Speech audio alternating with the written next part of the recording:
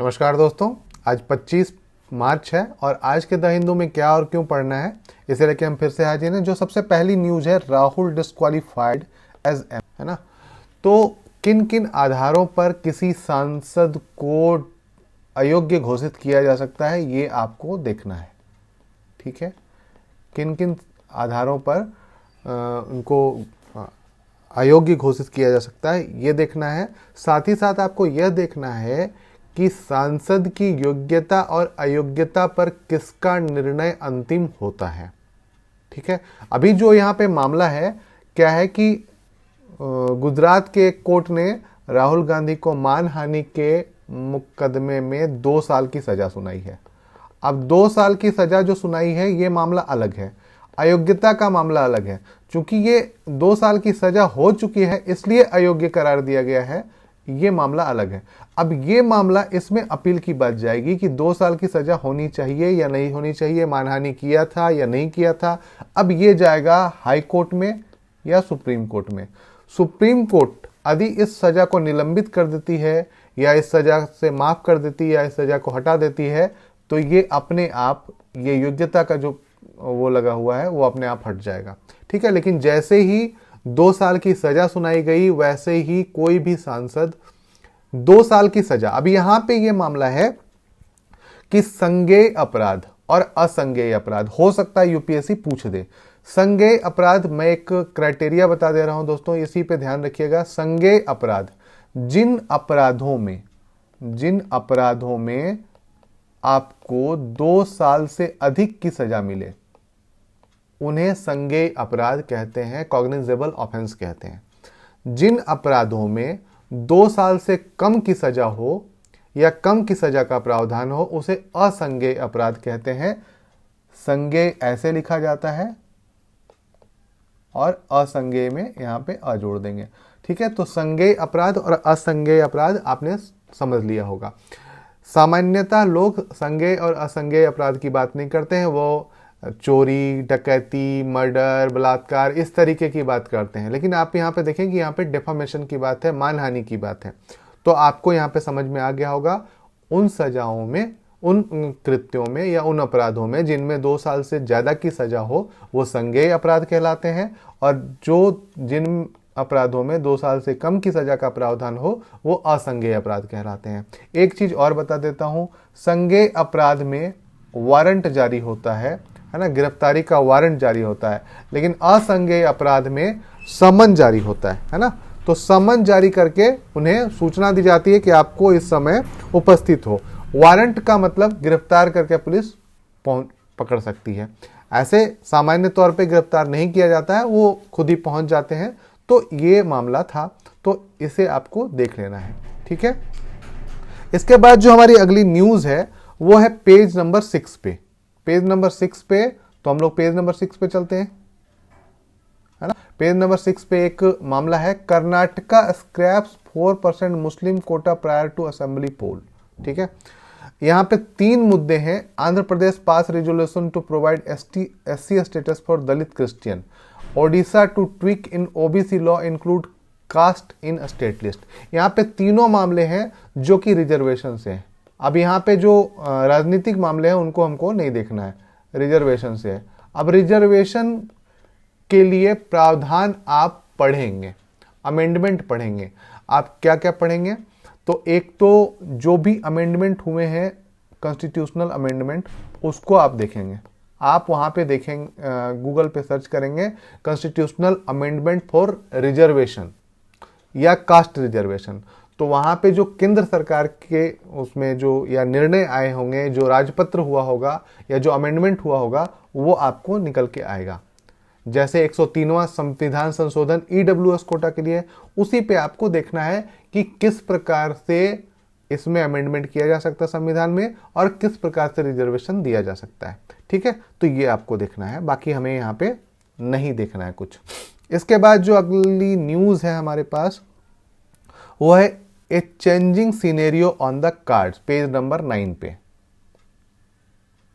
है ना। इस बार हमें यहाँ पे एडिटोरियल पेज से कुछ भी नहीं पढ़ना है, हमें पढ़ना है changing scenario on the cards. आपने पहले देखा होगा कि हम लोग डेबिट कार्ड का प्रयोग करते थे।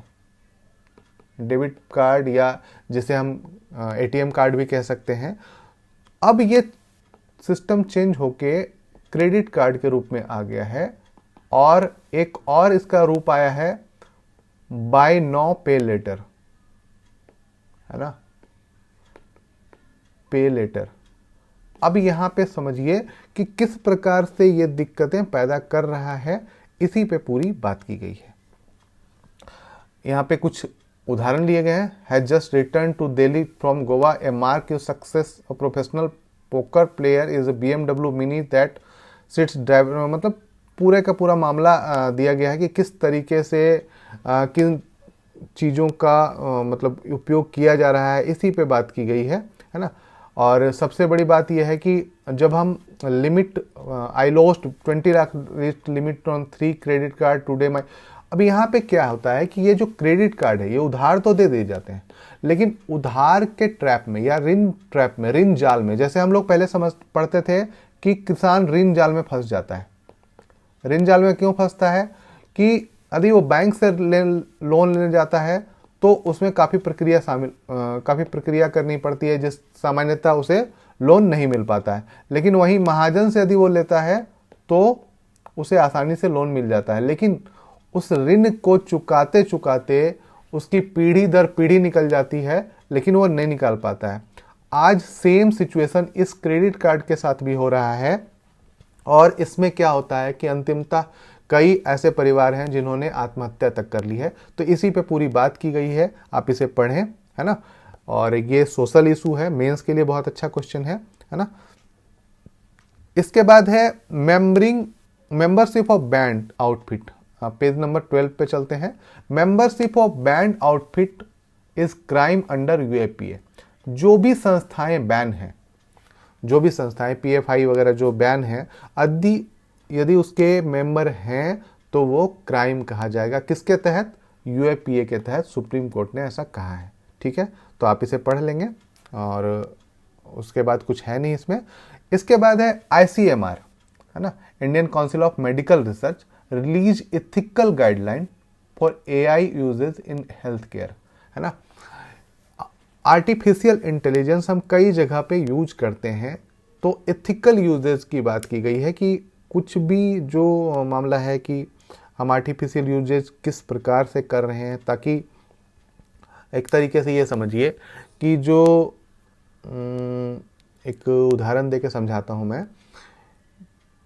कि आर्टिफिशियल इंटेलिजेंस का प्रयोग करके हम किसी के एक मतलब जांच करते हैं, या एक तरीके से मतलब कई चीज़ें, जैसे एक ये समझिए कि एक कंप्यूटर है, और एक कंप्यूटर जो है और वो क्या कर रहा है, एक कंप्यूटर जो है वो इंटरव्यू ले रहा है।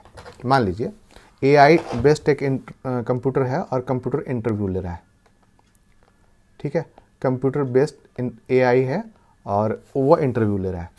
जो एआई तैयार किया होगा, जिस व्यक्ति ने एआई तैयार किया होगा या जो क्वेश्चन तैयार किए होंगे, क्या वो व्यक्ति एकदम से निष्पक्ष रहा होगा? क्या वो व्यक्ति एकदम से ऐसे क्वेश्चन डाला होगा जो कि एकदम से निरपेक्ष हो? ऐसा संभव हो भी सकता है और ऐसा संभव नहीं हो सकता है। तो मान लीजिए जैसे हमने डाला कि हमें 18 साल का युवक या युवती चाहिए, प्लस हो सकता है हमने डाल दिया कि उसका रंग वाइट हो, है ना। हो सकता है हमने ये डाल दिया कि इतने परसेंटेज नंबर आने चाहिए तभी हम लेंगे।